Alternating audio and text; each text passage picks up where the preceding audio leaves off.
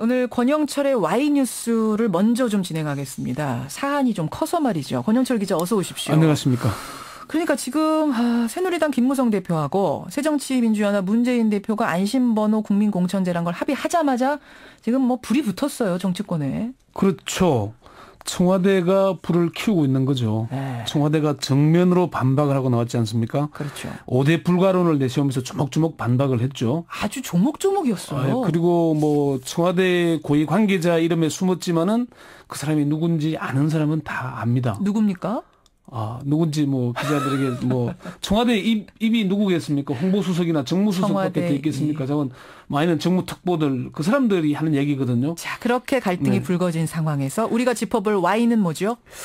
청와대는 왜 안심번호 국민공천제를 불안해할까? 이렇게 주제를 정해봤습니다. 왜 이 여야 대표가 단번에 합의한 안심번호 국민공천제라는 걸 불안해할까? 예. 왜일까? 지금 흘러가는 분위기 보면은 거의 이거는 전면전 선포 수준까지 가는 거 아닌가요? 일단 뭐 정면 충돌, 전면전에 준하는 뭐 상황 이렇게 분석들을 합니다. 그 얘기가 이제 조금 전에 언급한 대로 일단 그 청와대가 어제 박근혜 대통령이 미국 방문을 마치고 어제 새벽에 귀국했지 않습니까? 예. 그랬는데 처음에는 민경욱 대변인이 정치권에서 하는 얘기니까 청와대가 언급하지 않겠다고 선을 그었어요. 예. 그런데 한 3시간쯤 지나서 갑자기 청와대 고위 관계자가 기자 간담회를 자처해서 이제 얘기를 한 겁니다. 아하. 그게 5대 불가론인데 5대 불가론을 한번 좀 다시 언급을 해보자면은 예. 역선택으로 인한 민심 왜곡이 있을 수 있고 전화 여론조사 응답률이 저조해서 조직 선거로 변질될 수 있고 선관위의 관리 비용이 크고 이게 세금 뭐 공천 얘기했죠. 아하. 전화 여론조사와 현장 투표에는 근본적인 차이가 있고. 그러니까 원래 오픈 프라이머리는 현장 투표하기로 했는데 전화로 돌리면 이건 다른 거다. 그렇죠. 뭐 응답률이 낮다 이런 얘기고 내부 절차를 거치지 않은 졸속 합의란 점이 있다. 절차상에도 문제다. 이런 5가지를 한 거예요. 예. 근데 이제 이게 이 고위 관계자만 했냐? 또 다른 고위 관계자는 또 그런 얘기를 하더라고요. 이게 무슨 뭐 공급자, 이게 사실은 공천권을 국민에게 주는 것보다 훌륭한 인물을 내세우는 게 중요하다. 이거는 바로 전략 공천을 해야 한다는 얘기를 하고 있는 거예요. 예. 이 얘기를 했죠. 또 뭐 정무특보인 윤상현 의원도 휴대전화 공천제다 이렇게 얘기를 했고 뭐 김태흠 의원의 경우에는 전화국 여론조사 선출이다. 전화국 여론조사 선출이다란 말까지 나왔어요. 이런 얘기들을 모아보면 이건 김무성 대표를 정면으로 청와대가 융단 포격을 하는 거죠. 그러네요. 예. 이 정도 되면 대통령 의중도 들어간 거라고 봐야죠. 이 정도 얘기하려면 대통령 의중 당연하죠. 없이는 하긴 할 수는 없겠죠. 사실 권투로 비유하자면은 그동안은 김무성 대표에 대해서 잽을 날리면서 견제하는 수준이었잖아요. 예. 근데 어제의 수준은 정면으로 훅과 스트레이트를 날리고 있는 거죠. 물론 이제 이게 유승민 전 원내대표 찍어낼 때 박근혜 대통령이 직접 나서서 배신의 정치 언급하면서 카운터 펀치를 날렸지 않습니까? 예. 그거보다는 약간 좀 낮은 것 같긴 하지만은 자관 이 정도면은 전면전에 준하는 수준이다 이렇게 보는 게 맞을 겁니다. 청와대 이런 반응이 나오자 김무성 대표도 상당히 격앙된 반응을 보였어요. 예, 아주 그동안에는 사실 위기 결정적인 사안 때마다 고개를 숙였잖아요. 맞아요. 그런데 이번에는 고개를 숙이지 않았습니다. 예. 김무성 대표는 의원총회에서 집권 여당 대표에 대해 청와대 관계자의 이름으로 비판하는 것이 맞는 것이냐 이러면서 당청 관계를 이야기할 수 있느냐. 예.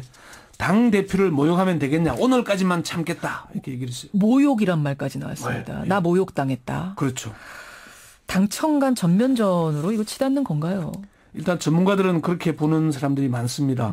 시사평론가인 유창선 박사는 이번 투쟁은 전면적인 권력투쟁이 될 가능성이 높다. 예. 박근혜 대통령이나 김무성 대표 모두 이제는 물러설 수 없을 것이다. 이렇게 전망을 했습니다. 치킨 게임으로 간다는 얘기네요. 뭐 제로섬 게임이니까요. 공천권이라는 게.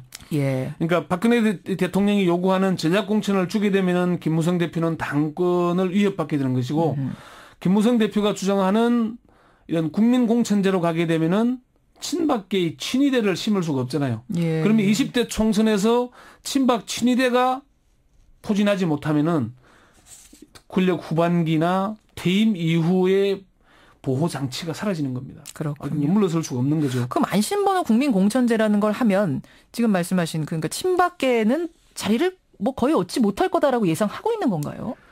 그러니까 이게 국민공천제라는 게 기본적으로 현역 의원들이 유리하잖아요. 현역 의원들에서 인지도가 높으니까. 현역 의원들이나 당원들 투표에서 어떻게 됐습니까? 친박계 자장인 서청원 의원이 김무성 대표에게 졌잖아요. 네, 그러네요. 친박계가 당권을 잡지 못하는 상황이라는 얘기죠. 아하. 그 얘기는 앞으로 20대 총선이 끝난 뒤에 안정적인 정권 마무리 그리고 원하는 정권 교체 그리고 퇴임 이후의 안전판 예. 이게 사라지게 되는 거잖아요. 그게 청와대가 가장 불안해하는 게 바로 그 대목이다. 청와대는 전략공천의 지분을 가져와서 자기들이 원하는 사람, 청와대 비서관 출신, 수석 출신 뭐 원하는 사람들을 어느 정도 내려 꽂아야 예, 그 사람들이 자기들의 보호 안전판이 돼줄 것이다. 이렇게 보는 것이죠. 그렇군요. 그런 상황에서 안심번호 국민공천제가 되면 청와대가 그런 일을 도모할 수가 없으니까. 그렇죠. 그 박근혜 대통령으로서는 정치적 영향력이 감소하는 것을 참지 못하는 사람이잖아요. 예. 다른 건 몰라도 그 부분은 절대 참지 않거든요. 아하. 그러니까 그게 정면 대결할 수밖에 없는 그런 상황이죠. 근데 이게 이제 결정적으로 드러나기 시작한 게 지난번에 박근혜 대통령이 대구 방문 때 현역 의원들을 한 명도 대동하지 않았잖아요. 그랬었죠. 대구 경북 지역 물갈이의 신호탄 아니냐. 예. 여기에 대한 전략 공천을 하겠다는 신호탄이 아니냐. 그러고 나자 뭐 청와대 어디 출신 누구가 대구 지역에 공천을 받을 것이다. 이런 얘기들이 나돌았죠. 그랬었어요. 바로 그 얘기 나오는 거죠. 최창렬 교수가 이런 얘기를 하더라고요. 친박계 이런 조직적인 반박에 대해서 김무성 대표의 전략공천 배제를 못 받겠다는 것이다.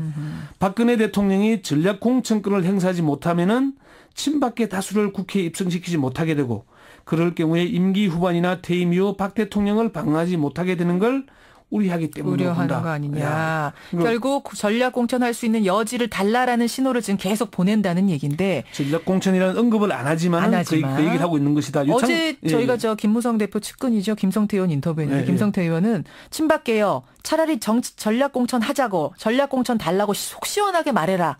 이런 얘기까지 했어요. 그 얘기 했죠. 유창선 박사도 그 얘기를 하더라고요. 청와대가 노골적으로 안심번호를 비판하고 나선 이유에 대해서 국민 공천을 막으려는 명분 찾기다. 청와대가 전략 공천을 하기는 해야겠는데 그렇게 말할 수 없으니까 안심번호를 거론한 것이다. 지금 전략 공천하겠다 그러면은 제왕적 대통령 또는 총재 시대로 돌아가는 것이다. 이런 비판 나올 거 아닙니까? 그렇죠. 그 얘기를 그래서 꺼내기는 어려운 거죠. 어려운 거. 김무성 대표는 전략 공천 없다고 지금 몇 번이고 쐐기를 박았죠. 어제도 의원총회 끝나고 나오면서 기자들이 질문을 하니까 전략 공천 안 하겠다는 것은 변함이 없냐 물으니까 내가 당 대표로 있는 한 전략 공천은 없다 이렇게 쐐기를 박았습니다. 사실 이 발언이 중요한 게 박근혜 대통령을 정면으로 겨냥한 것이라는 거죠. 결말이 어떻게 될 것 같으세요? 왜냐하면 김무성 대표가 이렇게 세게 붙은 적이 없었잖아요. 그러니까 이렇게 되면 둘 다 물러설 수 없기 때문인데 그러면은 이렇게 가다가 친박계와 비박계가 분당으로 가는 것이냐 2008년 공천 학살 때처럼 될 것이냐 이런 전망을 하게 되는데 친박연대 나오고 막 이랬을 때 거기까지는 가지 않지 않겠냐 이런 게 전문가들의 분석입니다. 결국은 그럼 대치하다가 마지막에 타협점을 찾을 거다 이렇게 보시는 겁니까? 그러니까 어느 정도의 공천 지분을 인정하고 적절한 수준에서 타협하지 않겠냐. 서로 여기서 파국으로 가게 되면 박 대통령도 피할 곳이 없고 김무성 대표도 물러설 곳이 없기 때문에 파국으로 가기보다는 어느 선에서 타협하지 않겠냐. 정권을 넘겨주기보다는 권력은 유지하는 게 새누리당의 방침 아니겠습니까? 자, 새누리당에 대한 예견은 그렇습니다, 여러분. 여러분의 생각은 어떠신가요? 이게 참 국민 중심 논의가 돼야 되는데 왜 당과 청와대 중심, 정치권 중심 논의가 되는가? 저는 그 생각하면 좀 답답해요. 답답하죠. 그리고 가장 눈여겨볼 대목은 박근혜 대통령이 오늘 내일은 아닐 것이고 다음 주 초에 어떤 반응을 보이느냐. 이게 핵심이 될 거다. 이렇게 눈여겨볼 필요가 있습니다. 권영철의 Y뉴스. 청와대는 왜 안심번호를 불안해할까? 그 답을 찾아봤습니다. 권영철 기자 수고하셨습니다. 네.